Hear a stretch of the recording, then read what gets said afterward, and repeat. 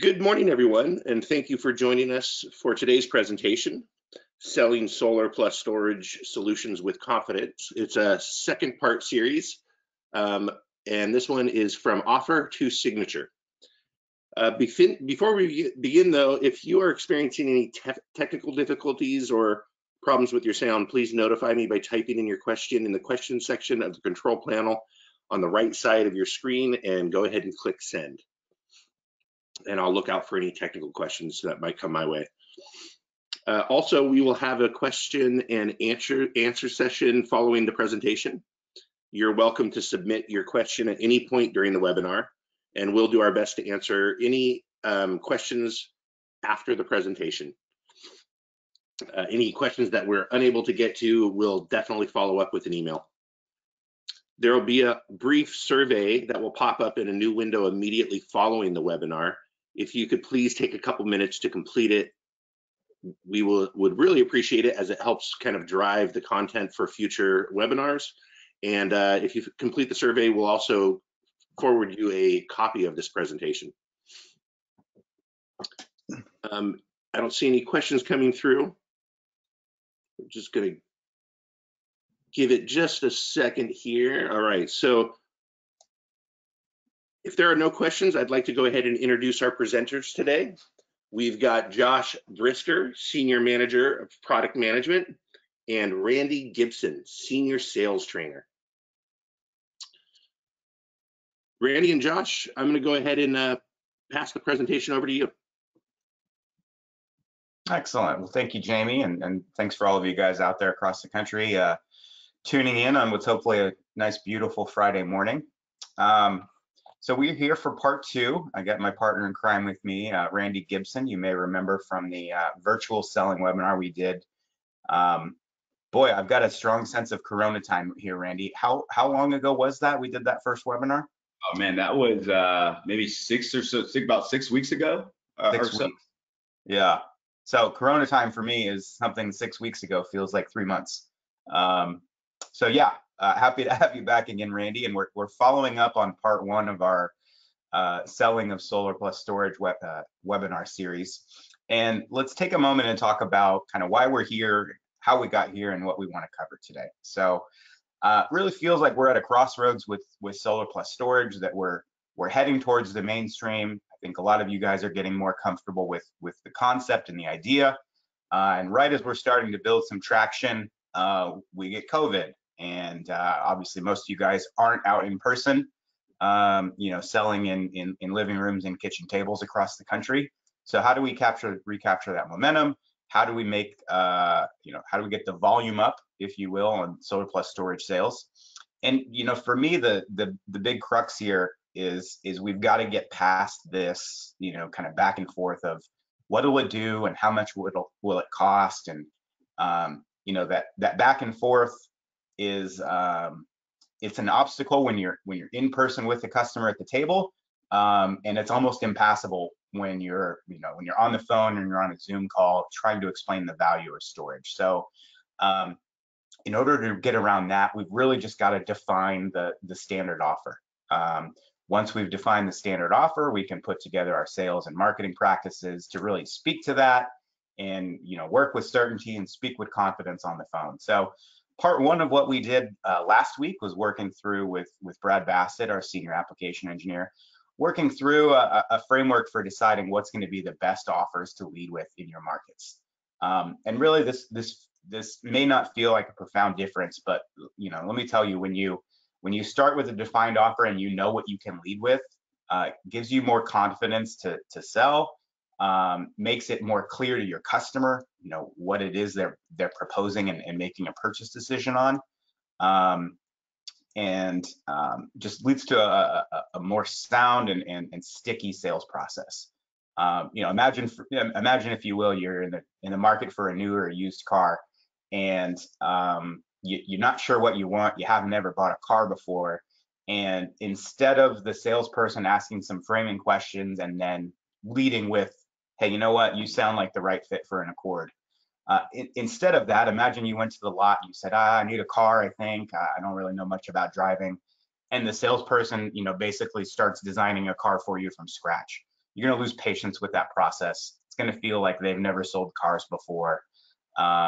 If you can, so the takeaway here is if you can lead with a standardized offer and design your materials around that, you can be a lot more confident, you're going to be a lot more successful. So that's the initiative we're on today. The specific agenda for today, talk briefly about what's different about selling storage.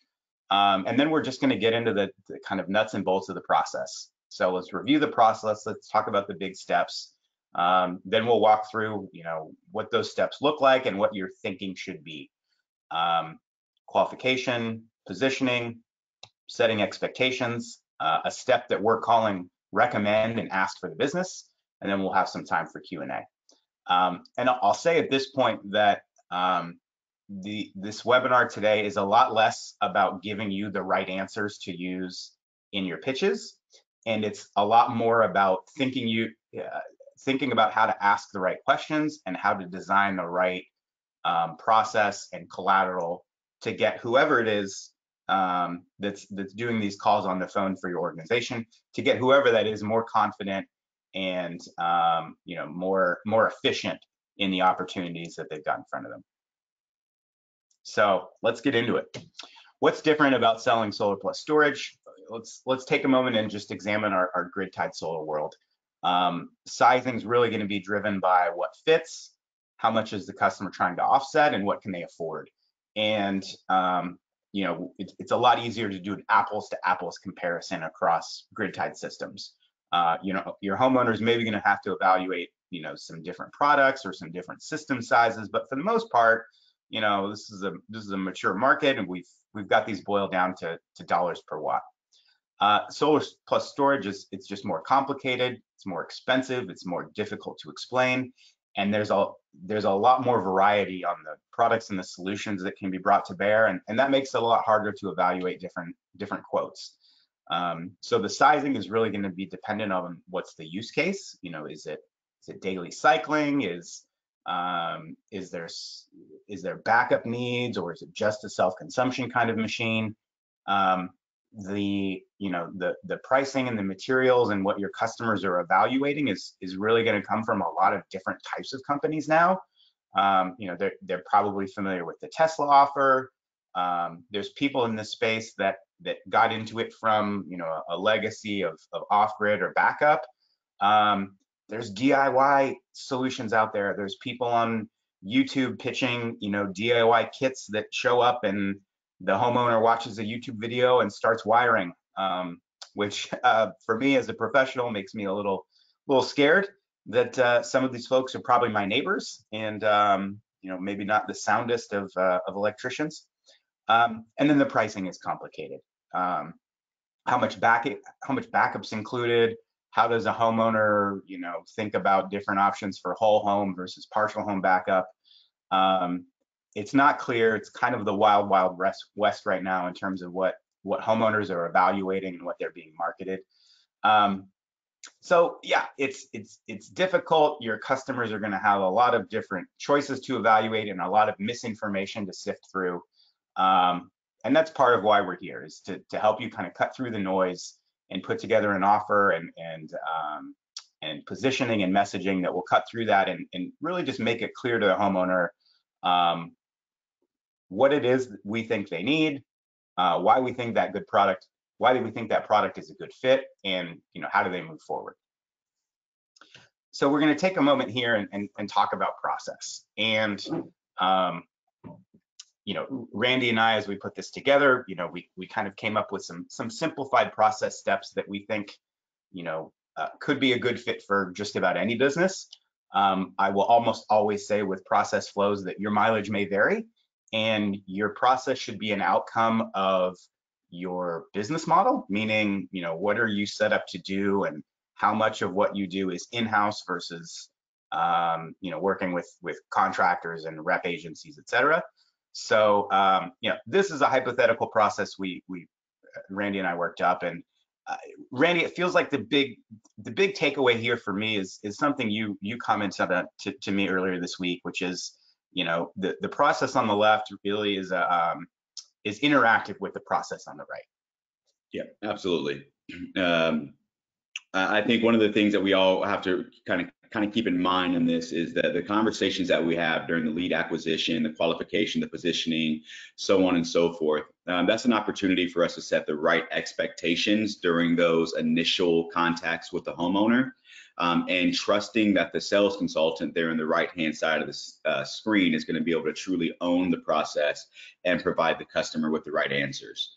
One of the things that we discussed was a challenge that I faced selling solar was having a lead passed over to you and having some information shared with that homeowner, or even a recommendation on a particular product or a battery offering or PV offering that wasn't the right solution for the homeowner once we started the sales consultation. So being able to identify what questions and what information we need to get from the homeowner on that left hand side of the screen, and being able to pass that information on to the sales consultant, and trusting that sales consultant, like you mentioned earlier, is going to be able to ask the right questions to be able to identify and make a recommendation for the right product choice. So the two certainly go hand in hand, and if there's some synergy between all of these departments, that is going to result in that very far right with more installs. Yeah, well said. And that's, just to drive this home, sales does not happen in a vacuum. Your folks are going to be relying upon the quality of leads being generated and the types of qualification questions that are being asked. So as you walk through this process and you kind of build out a framework for selling these types of solutions in your current model, you may need to change the lead qualification questions you ask at generation. You also need to think about downstream, that you should be in the sales process setting the expectation for what's going to happen downstream. I think one of the worst outcomes is to close a deal with having poorly managed expectations. And then when they get that first call around site inspection or permitting, there's a misalignment of expectations, and then you get a cancellation. That just feels like wasted opportunity to have set expectations and level set on what to expect and what's needed.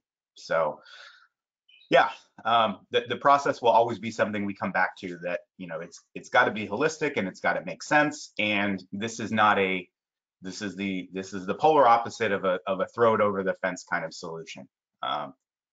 So I imagine that's clear. Let's keep moving on. Another thing I like to keep harping on process review is mapping your customer journey. So I've included in the slides today a link to, and there's a lot of these companies out there, but this is a marketing consulting group, and they've come up with a pretty easy template to run this kind of journey. And basically what you're doing is, this is a workshop kind of exercise where you take 2-3 hours and you think about from soup to nuts, from beginning to end, what's the life cycle of a customer project through your organization? How do you find these folks? What are the different touch points? What are the different steps? So in this example, we used really brightly colored Post-it notes. The green Post-it notes represent discrete little steps in the process from the customer's perspective. The blue items are going to be people and process steps. The purple ones are going to be, what are those?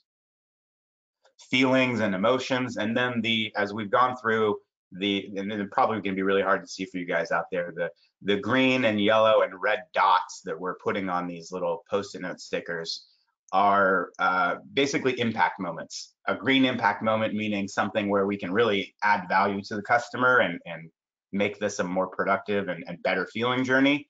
And the red ones are points where deviation happens and we tend to lose people out of the process.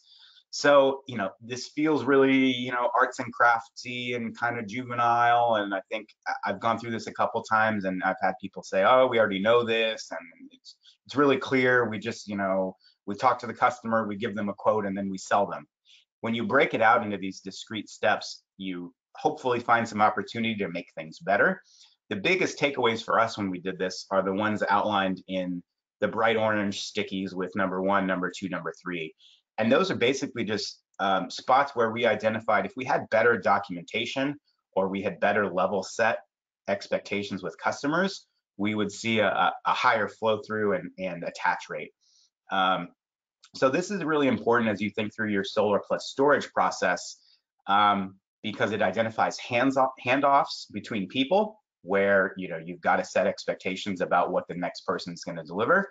And it really drives home the need for the right kind of documentation. So an example of this I love to use when doing these types of presentations is a handout I've seen around the storage plus LG Chem solution that basically sets expectation about what the customer should expect at site audit and what the auditor will need to be able to access. So it's kind of it's not a document that you would think you'd need to spend a lot of time on, but it's very impactful in giving something to the homeowner at the time of signature that lays out expectations of what to expect next, does a little bit of positioning on what types of circuits can be backed up, and gives the homeowner some homework and some skin in the game, if you will, on what the system will do and what they should start thinking about in terms of backup. And it really,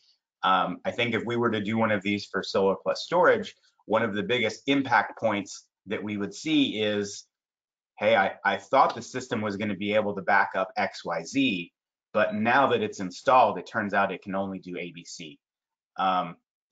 Randy, I imagine you've seen this a lot in your days of, I thought I was getting this, and now I've got that, and that's why I'm so upset as a customer.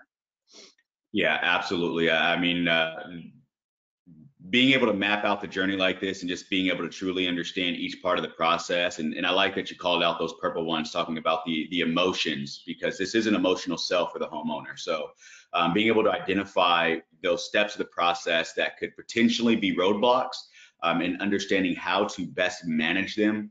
Typically, it's just going to be setting the right expectations. Telling your homeowner what the next step is, what the possibilities of the outcome of those steps are, and ensuring that the homeowner is on board with moving forward with that. It can be really challenging sometimes because we don't want to, scare our customer away from going through this customer journey. But the reality is they're going to go through this journey anyway. So the best thing that we can do is tell the customer up front, set proper.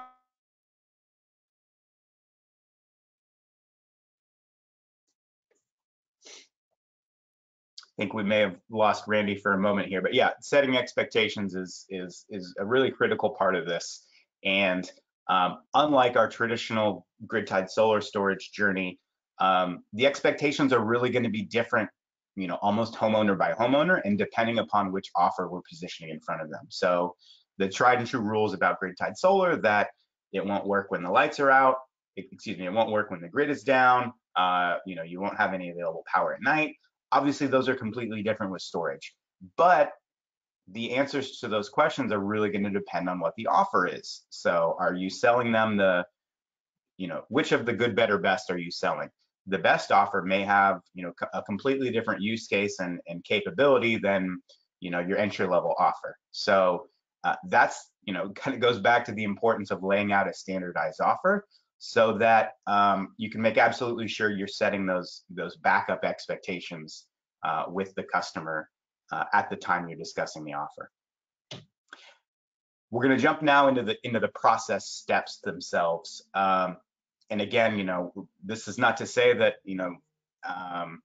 qualification is what everyone should name the first step in their process, but I think sales management and sales theory being what it is, this is absolutely one of the most critical steps for any kind of sales environment.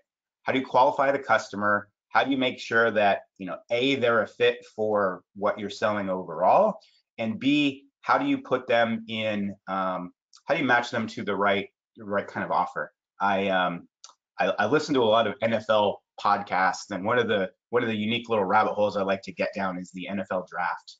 And one of the guys I listen to, he talks about evaluating players, and that early in the process, you're trying to get them into the right neighborhood, meaning, you know, this guy's a blue chip prospect and he's going to be, you know, a terrific player. And this guy, you know, he's maybe on the bubble and this guy's a backup. So early in the process, you're trying to get them in the right neighborhood. When you get more information, you're trying to slot them onto the right street. And then right before draft, you're trying to figure out, you know, when in the first round is this guy going to go? Similar with qualification, you know, you're trying to, the first step of this, I think, is trying to make sure that, you know, there's not some disqualifying factors. Then when you work through the process a little more, you're trying to tease out some information that will help you, A, determine which product you want to position, and then B, how to position that in front of the customer that really resounds and has some impact. So we're going to start with what's going to help you identify the most likely customers. And we're going to start by defining the needs of the most likely customers. So in part one, and I apologize for keep having to go back and forth, but it's too much to do in one webinar. So part one, we talked about what are the things in your neighborhood that are going to help you identify the most likely storage customers. It's going to be people concerned with outages or resiliency, folks who want to guard against unfavorable rates or tariffs, folks who believe in self-sufficiency and independence. Those are going to be the questions that, you know, get the folks in the right neighborhood. Then we're going to ask some qualifying questions to help identify the right solution. So we know, for instance, that this customer is concerned with outages. They're a big believer in energy independence. So we've determined they're a good fit for storage. Now we got to ask some qualifying questions to figure out what's the right offer to position to the customer. And also qualifying questions to help lay out the next steps. What's their timeline? How urgent, you know, how much urgency is there on the homeowner to move through the next steps? And, you know, if we're in one of those areas that has really lengthy interconnection agreements, you know, do we think the customer has the patience for that and will work through it with us? So Randy, I don't know if your audio came back, but you had some good qualifying questions here that really helped frame the discussion for, you know, the following steps. Yeah, thank you. Sorry, I lost you out of there for a moment.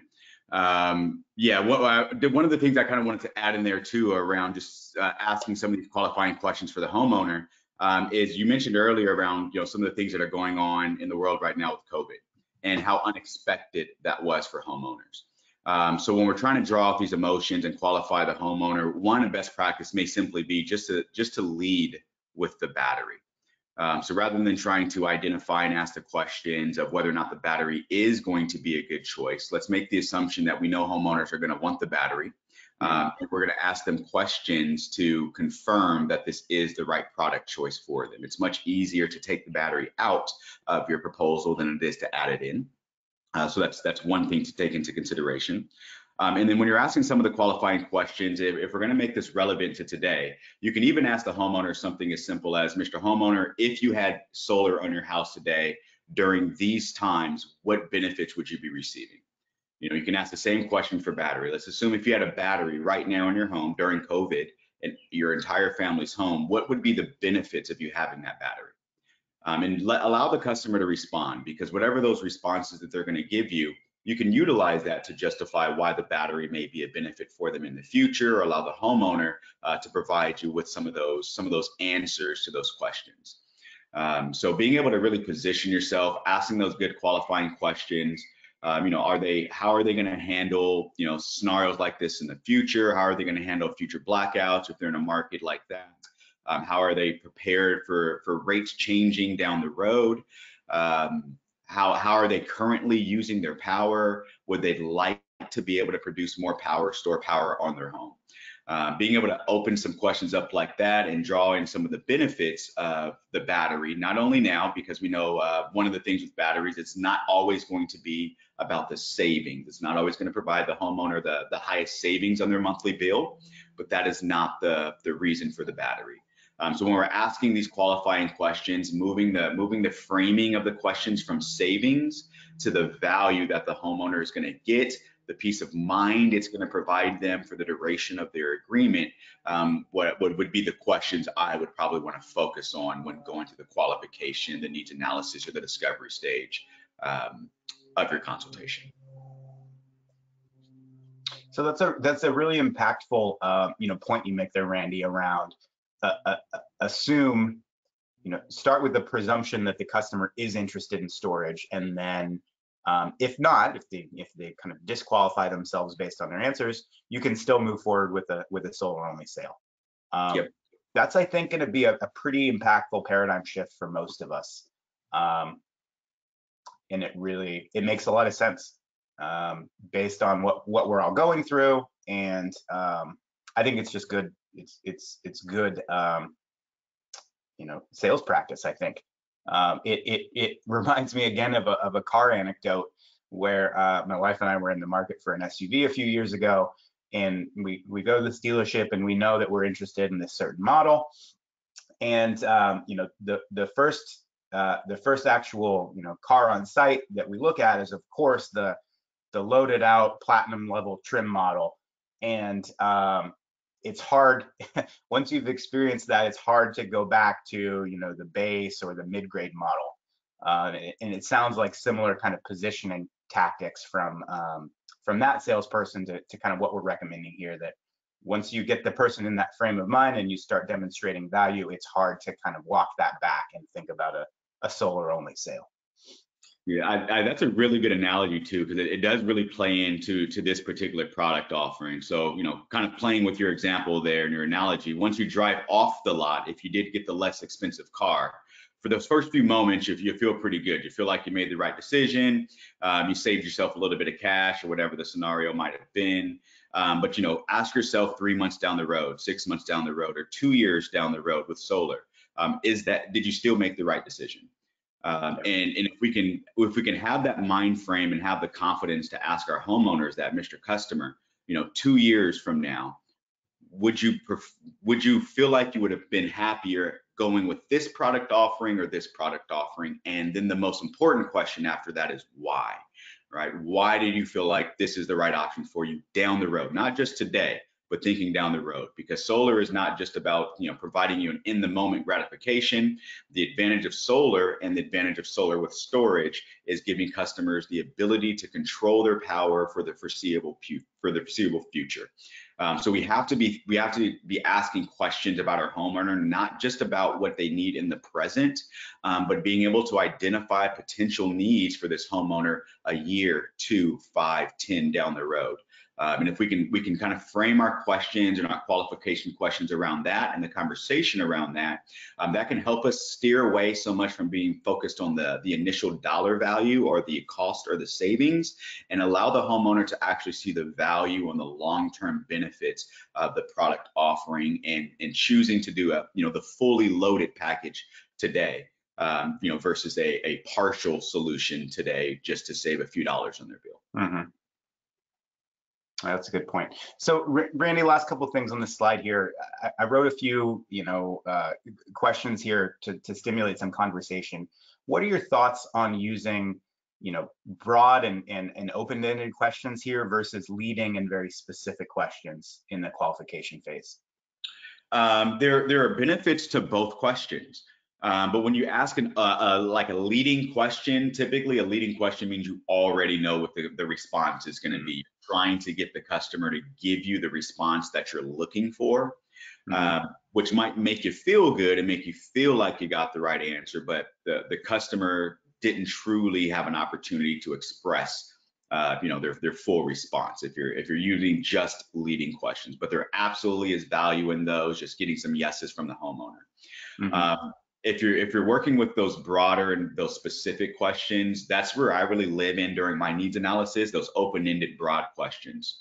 Starting with the bigger picture, if we're talking about battery, talking about the big picture of what battery is going to offer, and then getting really granular and specific and asking some questions to identify specifically what this particular product offering is going to do for this homeowner now and in the future. So being mindful of those questions. I know a lot of us might even ask questions that we don't realize are close-ended questions, or that are leading questions. So being able to just take that same question, practice it, role play it out, and just changing a couple of words can turn a closed question or a leading question into a much more open question, allowing you to gather more information from the homeowner. We want to ask questions that allow the homeowner to be able to open up, and not just say yes or no without any justification or additional explanation. That's a great way of explaining it. It sounds like, yeah, it sounds like there's ample opportunity for both, and you gotta pick the right tool out of your toolbox for the right at the right point. That's correct. Okay. Yeah. Let's move on now to positioning. So I think this is one of the most critical steps of the entire sales process. And there's we could probably do a whole hour on this in itself. And I would encourage everyone to really spend a lot of time planning out this stage for your salespeople. What we definitely don't want to do is put together an offer and say, okay, salespeople, go forth and prosper. You guys are good on the phone. Let's go close some deals. This is really one of those most impactful workshop kind of sessions where, you really need to think about, this is the culmination of all of the lead gen, of all of the qualification, of all of the, offer development work your company's done. How do you put your salespeople in the best position to succeed? This is where we're going to demonstrate all that value, right? This is where we've gone through the needs analysis. We've listened to the customer. They've hopefully told us, what they need. To use my analogy, we've got them narrowed in on the right street in the right neighborhood, and now we've got to present the offer in such a way that we demonstrate value and that it's a lock. Well, of course I should buy this. You've elaborated why this fits all my needs. So, Randy, kind of walk us through, the big steps here and get us in the right frame of mind of what we're trying to accomplish in this step. Absolutely. So yeah, you have it laid out there in the value proposition. So we want to identify, one, we should already have a value proposition. If we don't, work with team leaders, managers, peers, and figure out what the value proposition is for the product, what it is that your company provides to the homeowner during the sale as well. Why should this customer buy this product? Why should they buy it from you? But in addition to that value proposition, when you're creating that value proposition and going through that with the homeowner, the most important thing to tune in here is what's in it for me. What is in the value proposition for the customer? A lot of us can get caught up, and myself included. The value proposition of going with Sunrun or going with solar or working with AEE is this. And we talk about all the things that we do, but we haven't actually asked what's important to the customer. So being able to tailor your value proposition and tying it into what's in it for the customer is going to be the difference between having a sales consultation that might just be effective for a portion of your audience versus taking that consultation and being able to adapt it to be effective to everyone that you sit in front of, because those value propositions are tailored to the homeowner that you're speaking to. When it comes to like laying out your offer, the customer package, and the messaging and the reinforcement, like you put in there, to make the customer's life a little bit better, right? So again, we're driving towards what is the benefit for the homeowner, how is this going to impact them on a daily basis, what benefits is it going to provide them down the road, what peace of mind is this offering? Not only talking about the configurations that the battery has, whether it be utilized for backup power. Why is that important to the homeowner? Ask them. We might think we know, but if we don't ask, there's an opportunity for a miss. Or markets where there's time of use and load shifting and changing utility rates and tariffs. Building the value proposition is not just telling the customer, hey, Mr. Customer, here in PG&E, rates have increased 90% in the last X amount of years, right? It's being able to, if you're going to create value, the first thing you need to do is identify and get the homeowner to identify that there's an issue or that there's a problem. So asking them some questions around their bill, getting the homeowner to tell you these things, that their bills are going up, that they don't have the ability to control in a blackout, or they got a letter in their mail from the utility company saying that they could be without power for 3 to 5 days because of high winds, right? Things like these are very realistic for our homeowners. So if we can ask our homeowners how those things are affecting them, what they're going to do, or are they aware of these things, that can allow you to build the value proposition for us coming in with the solution. And the solution is battery with storage. But if we jump right to that solution and we haven't done a really good job building the value, asking the right questions, identifying what's in it for the homeowner and why this product is going to be the right choice for them.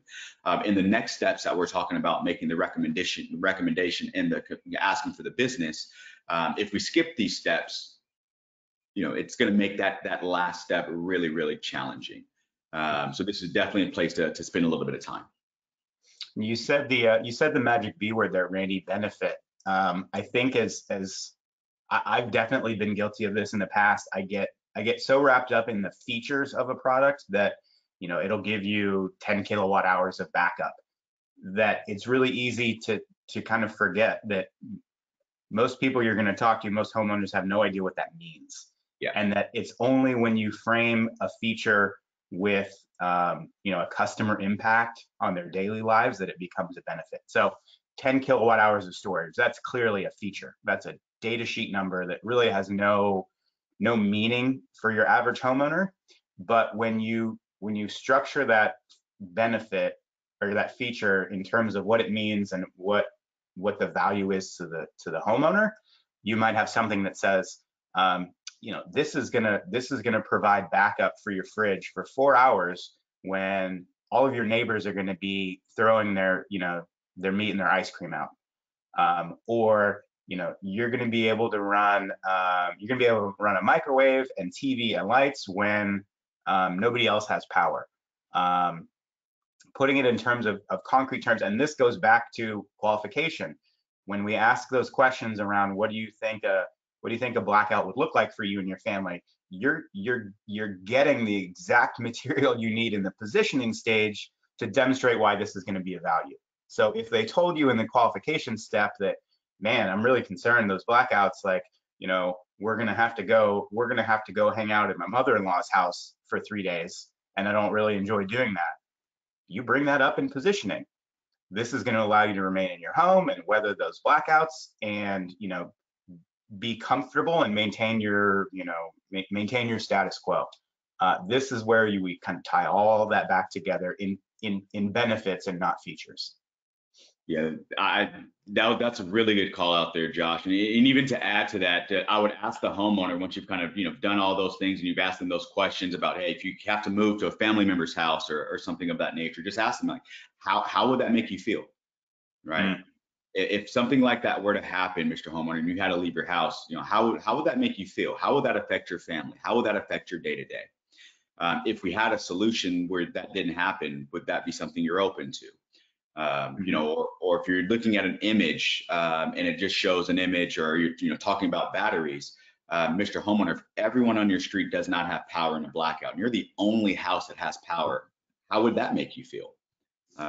Something like that. So being able to tie this into why this can be a benefit to the homeowner, drawing some emotion out of them.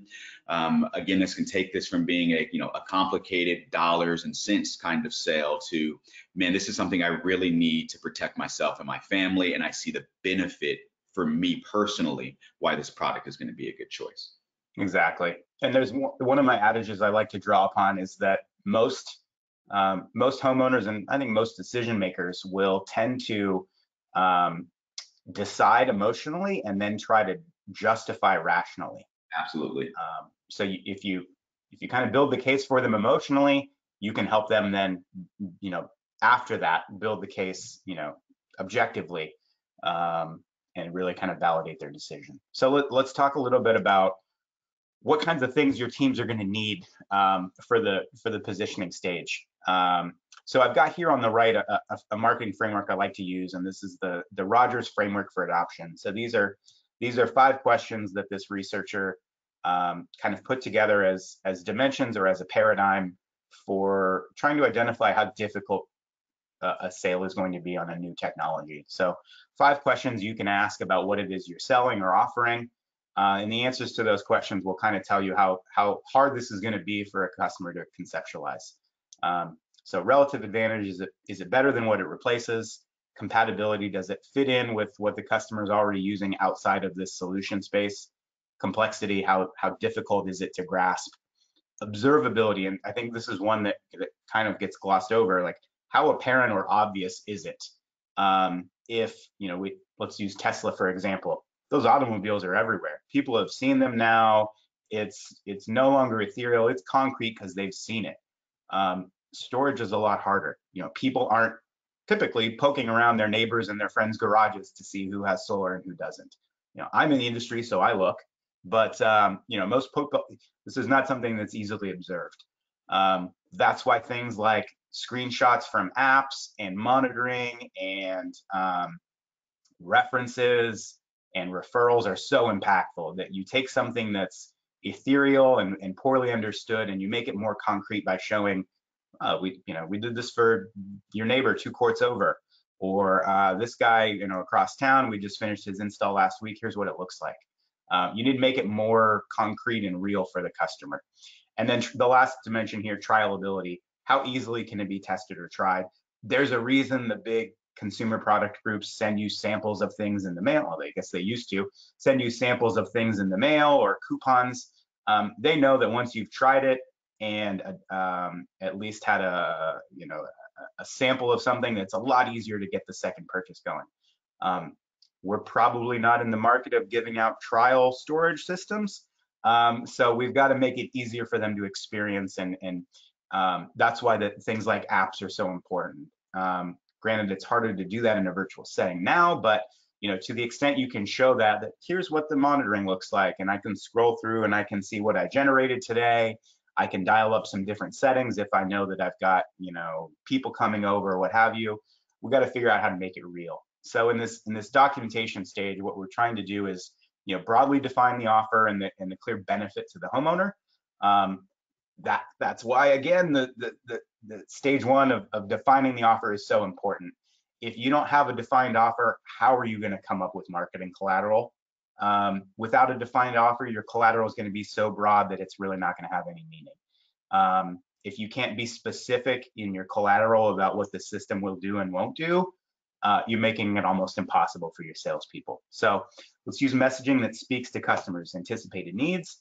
We've probably identified that in the qualifying stage of, what types of things should the ideal customer be concerned with or, have on their mind. We can then speak to those in our collateral and really kind of drive home these points. We've got to be prepared in setting expectations to some of the practical concerns that customers are going to have. What's it going to look like? Where will it go in my house? What's it going to power? I think that's the biggest one with storage. But this is the part of the process where we're really trying to bring it home, and we're trying to get the homeowner to think about what he or she is going to look like driving that new automobile. How's it going to fit into their daily lives? Randy, I'm gonna move to the next slide because you had some great takeaways here on types of imaging that works with customers in positioning these offers. And I think your point was specific to the peer comparison. Can you expand on that a little bit? When you say it one more time, the peer comparison? Yeah, how impactful those types of images can be in talking about storage and the difference that the homeowner will have in comparison to their peers. Oh yes, absolutely. I'll share a little bit of a story, because I did a training not too long ago with a very similar image to the one that you guys see in the middle of the screen there on the right hand side in Puerto Rico, where they have to have a battery. And one of the talk tracks when we were role playing this, we're doing some role plays, was just a simple question when we're looking at that image and showing that to a homeowner was, Mr. Customer, which house would you like to be? And then the responses and the response that I got from those in that market that utilized that talk track came back extremely positive, because it got homeowners talking about, yes, I want to be that house right there that has all the lights on it. And then the next question, of course, you guys will probably hear me say this often in a lot of my sales trainings. The next question is going to be why, right? Why do you want to be that house? And that asking those questions, utilizing these visuals, would really drive it home for the homeowner, for them to see that, hey, I can be this house. This is what that provides for me and why. So being able to utilize these images, not only to drive home the messaging of here's what Brightbox does, here's how it works, but being able to draw out the emotion utilizing some of those images can be really, really impactful. And this may not be something that others who have these images or similar images when presenting their offerings are asking their homeowners. Right now, a lot of folks are still trying to figure out how to present batteries. I'm very focused on the technical aspects of it, the installation processes, the circuits that can be backed up, so on and so forth. All of those things are going to be part of the consultation anyway. Those are all things that we need to uncover. But the first thing that we need to uncover is the latent need that the customer needs the product. And we can utilize these visual aids to help do that and progress your conversation forward. When you're looking at these, you're not so much going to be talking about price or even the location of where it's going to be put on your home. This is an opportunity just to talk about the benefits, what's in it for them, and why this would be something that they would want to consider. So the images are extremely powerful and are very, very useful if we can utilize them during the I'll add to that one.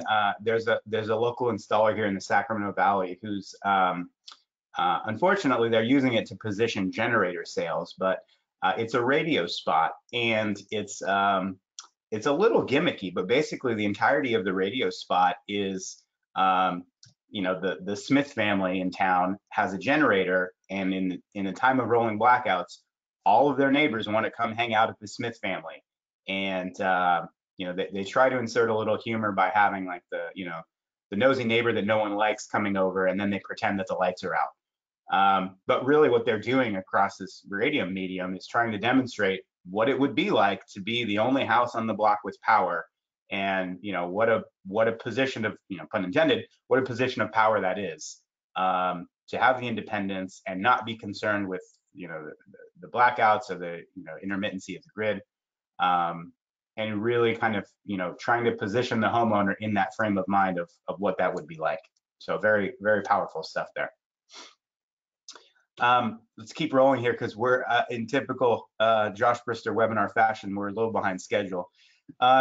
Setting expectations, and this isn't so much for me a finite or discrete step in the process. This should be something that you're doing throughout positioning, and we'll also do it in the next step where we're asking for the business. But for any sales process, really,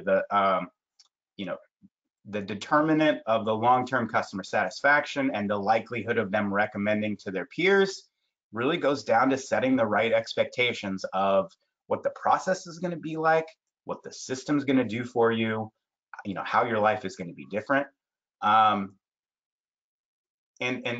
storage is harder than your typical solar sale because it's different. It's something that people haven't experienced, and frankly, there's a lot of misinformation out there. So I think what we're recommending here is some bare minimum definitions on what's going to be backed up and what's included, walking through perhaps some of the different system modes, and knowing the technological sophistication of the customer, or kind of what their level of understanding could be. Maybe you go into different amounts of detail, but what do the different modes do? How much relative backup is there? And I like at this step, speaking broadly of, you'll likely be able to back up X amount of circuits for Y amount of time, or broad strokes, you'll be able to do kind of a minimum amount of functionality of these kinds of things for these types of periods, and images of representative systems help.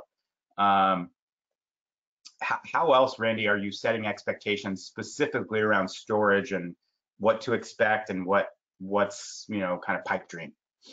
One of the things I also talk about is after the system is installed, what are the customer's responsibilities? So just depending upon the product choice, for example, if we're utilizing the LG just as an example, Sunrun is going to manage that expectation for the homeowner. Sunrun is going to manage their time of use load shifting. So even asking some of those questions, the customer's going with the Tesla product or different battery offering, that's going to be something that the homeowner is going to have to manage after the fact. So those are questions I like to ask during the consultation. One, to help me identify product choice, identify customer engagement, how much they want to be hands-on with the battery. Yeah, how much interactivity they're going to want with their system. How much, and this goes to knowing your customer, I think. Asking the types of questions that are going to indicate to you, is this a customer who's going to want to fiddle with their system constantly, or is this a set it and forget it kind of customer? And you also made the point there, Randy, around setting out what to expect next in the process, and that that goes back to some of those first slides we went through today around this is not a microcosm. This is one very impactful step in your customer's journey, but we're going to need to lay out to them what the next steps look like, what to start to think about when your site auditor comes, what the construction timelines are going to consist of, and when the system's going to be fully operational, and what that'll mean. So we're at the point now where we're trying to put a bow on the opportunity, and we're trying to move it to the next stage. So we're calling this recommend and ask for the business. And the latter part of this, the ask for the business, sounds really obvious, but in my experience in working with salespeople and having salespeople sell me on stuff, it doesn't happen as often as you think. Right, Randy? That it seems really apparent that you would get to the point in the call where you're actively asking for the business, but I think a lot of times that gets glossed over. It does, and it's especially easy to do it with a consultation like this when we're talking battery and storage, because you might get caught up in the conversation with technical aspects of it, the installation timelines, and all these other things. And now you've had some really good conversations with the homeowner, and you've explained all the benefits to them. You've told them what's going to be backed up. You've gone through the cost. You've done all this. But because we're going through all the motions, oftentimes we may get to the point where the next step is, well, great, let's go sign the agreement. Let's go ahead and get started. What do you think? Right. So, I mean, those are some natural questions that can just easily come out, but those aren't actually closing questions. That's not a way to really solidify the deal for the homeowner, because we want to make sure the homeowner can tell us why they're ready to move forward, why this is going to be a benefit for them. I've been very guilty of just assuming the sale, which I know a lot of us should do, but if we need to assume and ask, and the ask is the most important part of that, because that's what's going to give you the leg to stand on if a customer has a question or concern at some point down the road. You've gathered some information that you can utilize to help keep the sale moving forward. Yeah. Before I got into marketing and product management, I had a decidedly mediocre sales career. And this was the biggest obstacle for me, bar none, was, getting uncomfortable and asking for the business. And on the occasions where I could kind of muster up the courage to really kind of gain agreement and move forward, I was successful. And where I felt like I didn't have the rapport or hadn't built the value, it was impossible for me to ask for the business. And that goes back to the demonstrating value and positioning that I clearly hadn't done enough there. So I had a pretty high pain threshold or I guess low for asking for the business. It's the critical step. Like you won't find a successful salesperson that doesn't consistently ask for the business. You can really only do that after you've demonstrated value and developed a rapport with the customer. But I've yet to see a successful, to say nothing of salesperson, I've yet to see successful sales and projects where the business wasn't asked for in such a way that the customer gave agreement. The most impactful step by far. And Randy, I want to go to this next one here and have you explain to us this process or method for.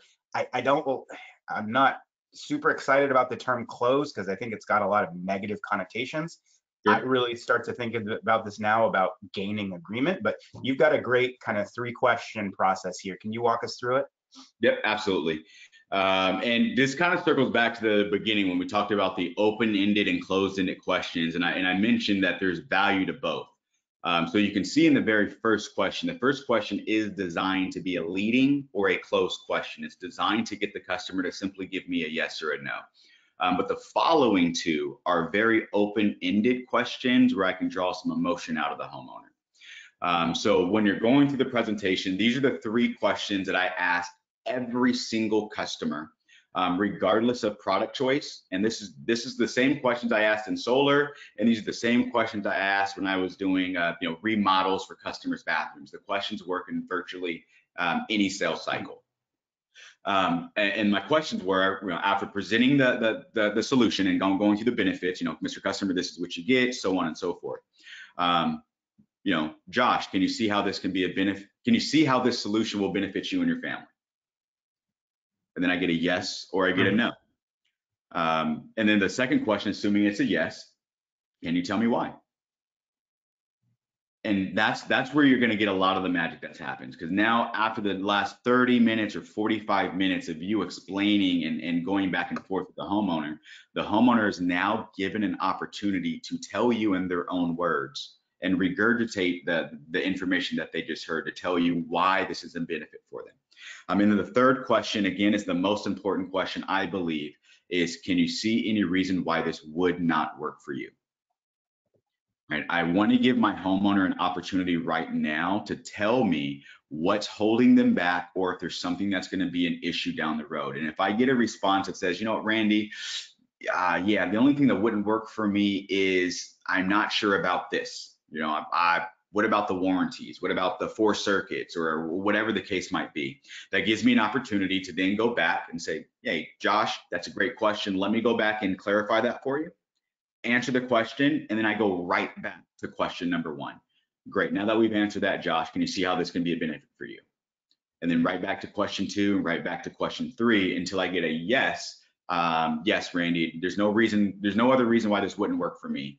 Great, now we can move forward to the signing process. And the reason why that's really impactful is not only because it gives the opportunity for the homeowner to tell you yes now in their own words, but 2 weeks from now, 3 weeks from now, 6 weeks from now, if the customer has a concern, they're like, Randy, I'm not sure if I still want to do this, I can go back to question 2 because I wrote down their response and say, well, Josh, I just want to make sure we're on the same page, because I know you originally told me the reason why you wanted to do this were X, Y, and Z. Has something changed? So you have the ability to truly navigate that consultation with the homeowner and actually draw out the reasons why this is important for them. Mm-hmm. Yeah, I mean, the thing that I keep coming back to with this 3-question step here is you're getting voluntary input from the customer that helps them make the case for them. They're basically, if you walk through this right and you've demonstrated the value, like, they're going to tell you why they're happy to move forward. Which, as we probably all understand from our armchair psychology, like, you can get someone to explain why they want to do something that's, way more effective than telling them why they want to do it. Yeah. So I'm going to put this to use on my kids this weekend, and I'll report back to you Monday, Randy, on how successful I am at getting my kids to eat their vegetables. Yeah, my girlfriend is tired of me trying all my sales tactics and my 3-question close on them. So tell me how it works. Oh, that's great. Yeah.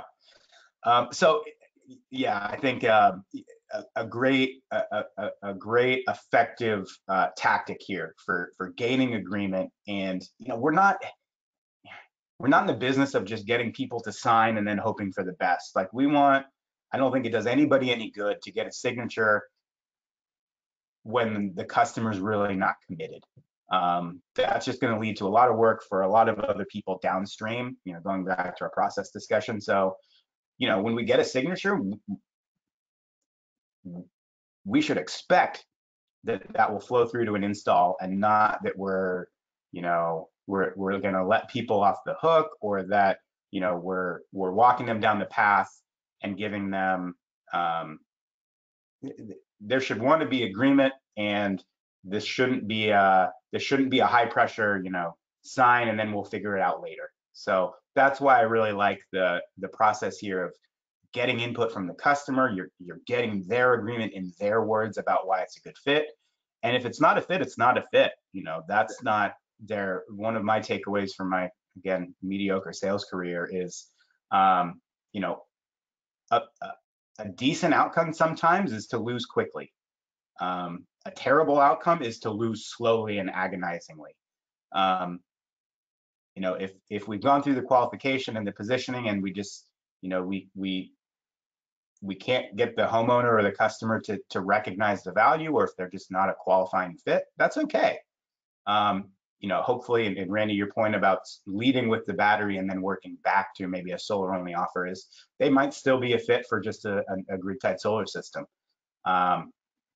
But yeah, we want to gain agreement at this stage. It's less about closing and getting a signature. It's more about gaining agreement so that they will stay in the funnel and we won't have a, you know, a cancellation, because most of us don't get paid on cancellations. So great stuff there. I'm gonna gloss over this next slide, which is, you know, the obligatory product, you know, offer slide of what we carry and the different offers that are going to fit different types of solution needs out there.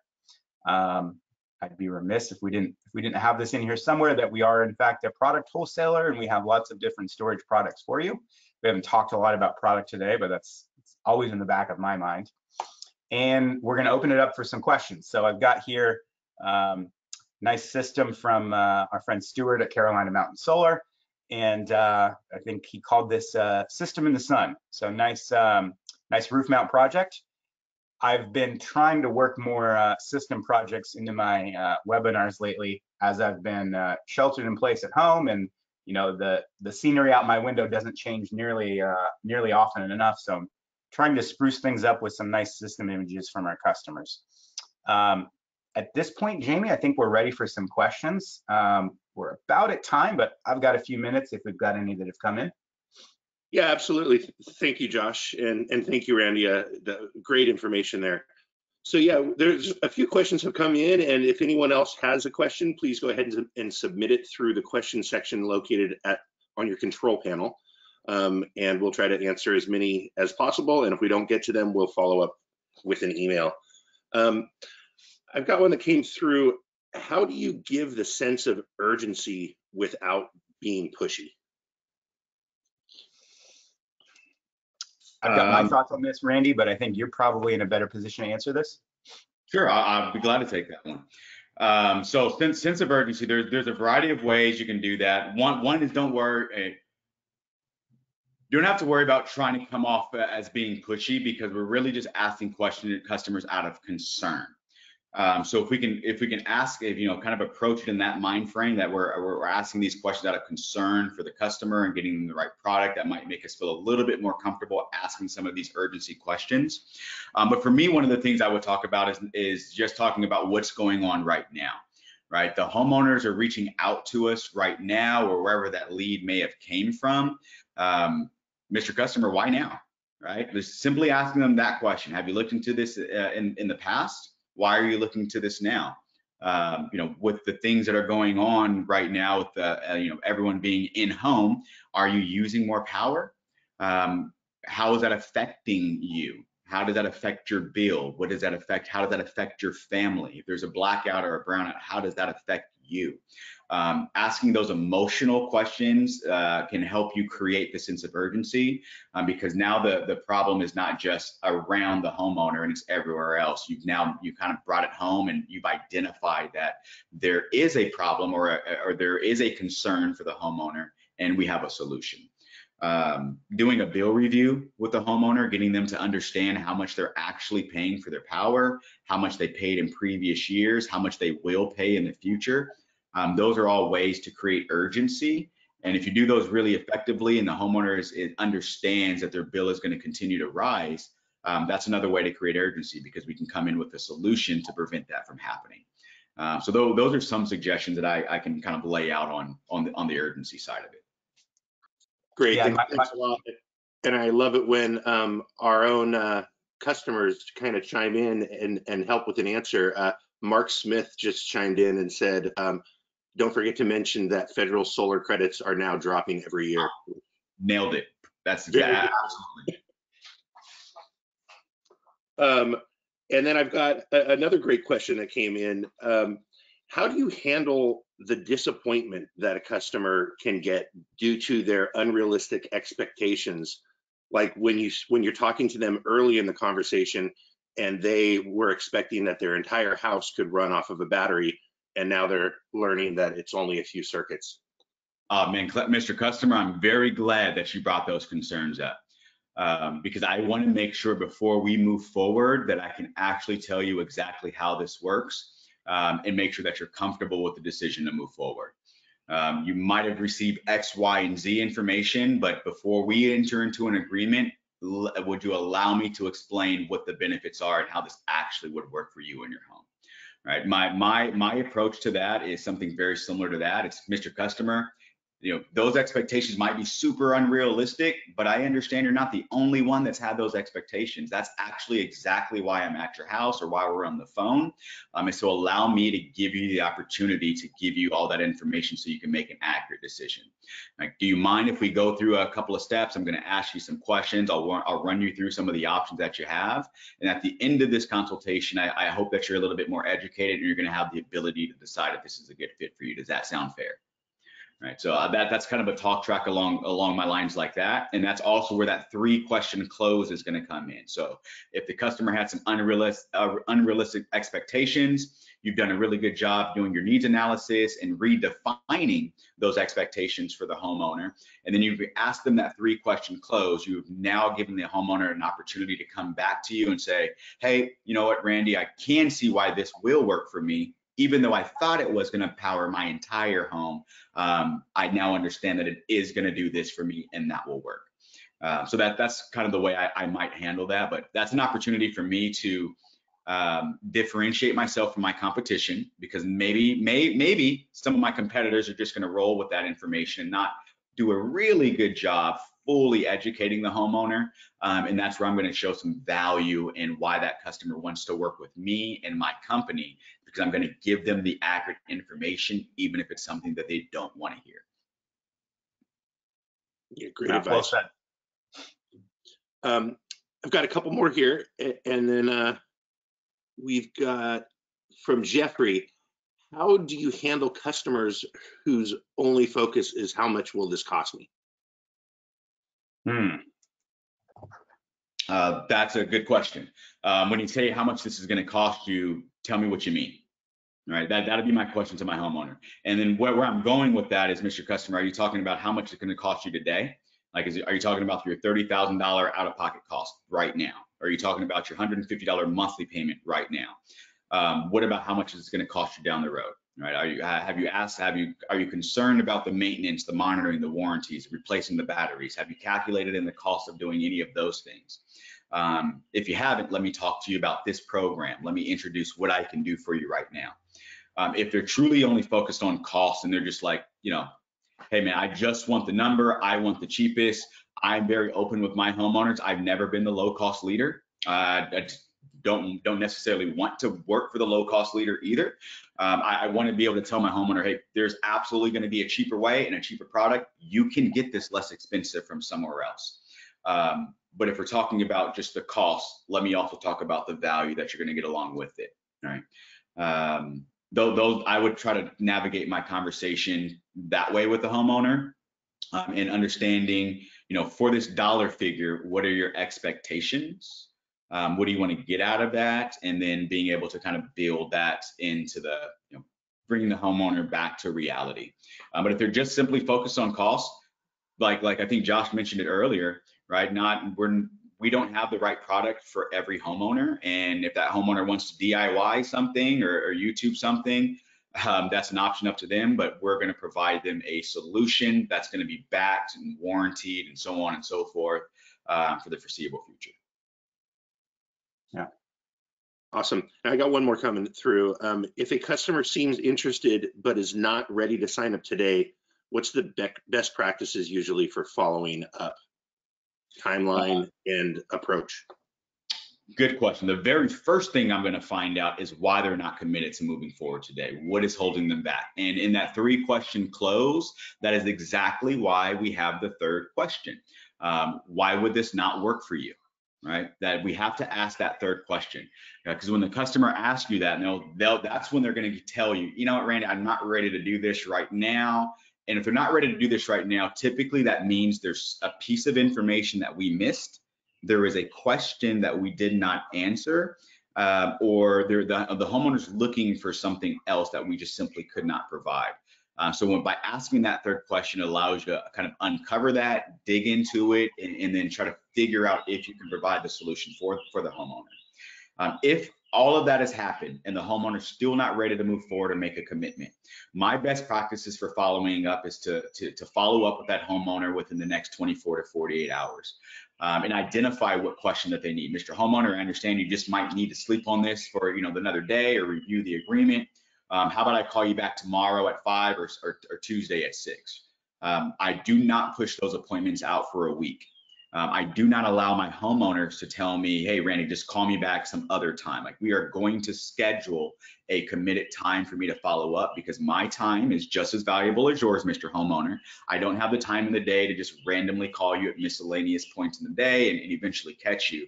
Let's schedule an appointment for me to follow up with the homeowner. And in those scenarios, if the homeowner is, you've called them 3 or 4 or 5 times and they're just not answering the phone, for me, I'll break up with the customer and I'll just say, Mr. Customer, it's been 3 weeks. I haven't heard back from you. I follow back up with you. I'm here to help you. At this point, I need to focus my time on customers who are ready to take advantage of these solutions. Feel free to reach out to me when you're ready. By doing that, focus your time on customers who can make a decision. We get paid for installations, and all of this is the legwork to do that. So I want to make sure I'm focusing my time with the homeowner. And as long as you're actively following up 3-4 times, at some point you got to fire your customer. Yeah, and I was going to add, Randy, that I think typically you'd see some kind of question around timing in the qualification stage.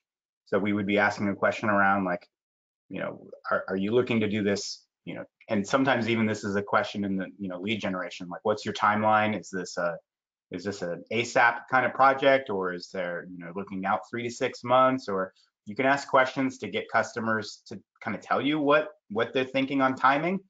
I imagine this is the kind of instance where if we have asked that question, the customer has dodged it. And to Randy's point, we set some follow up, but this is a complicated sale. It is decidedly not for everybody, and sometimes it's okay to fire your customer and say, doesn't sound like I've demonstrated a lot of value, or that you are ready to move forward. And yeah, we can't. I made this point earlier that one of the worst outcomes is to lose an opportunity very slowly, because that means that we've put a lot of effort and time into that prospect, perhaps at the detriment of some of the other opportunities we could have been working on. Sometimes it is what it is. You can even ask the homeowner, like, if they give you that, hey, I'm thinking about doing this 3 or 6 months from now. Why 6 months from now? Like, why 3 months from now?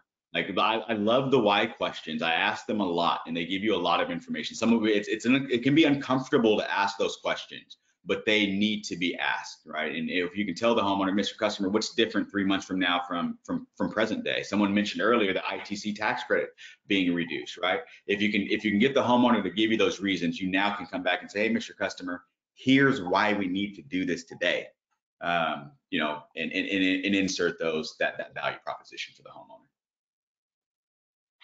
Great advice. All right, well, no more questions are coming in at this point, so that concludes our Q&A portion of the webinar. And Josh, Randy, thank you so much. Any final comments? It's been my pleasure. Almost all of the credit goes to Randy here, so appreciate you joining us, Randy, and thanks to our customers who were able to join us today. Yeah, I appreciate you guys letting me to hang out and have some time with you all. Happy to help and here for any support as needed. Yes, thank you both so much. And thank you all for joining us today. And please, once again, a survey will pop up in the window once the webinar ends. Please give us your feedback on the survey. It really helps us a lot to understand what topics you're interested in and how effective these webinars are in helping you with your solar business. So have a great day, and thank you for doing business with AE Solar. Thanks, everybody.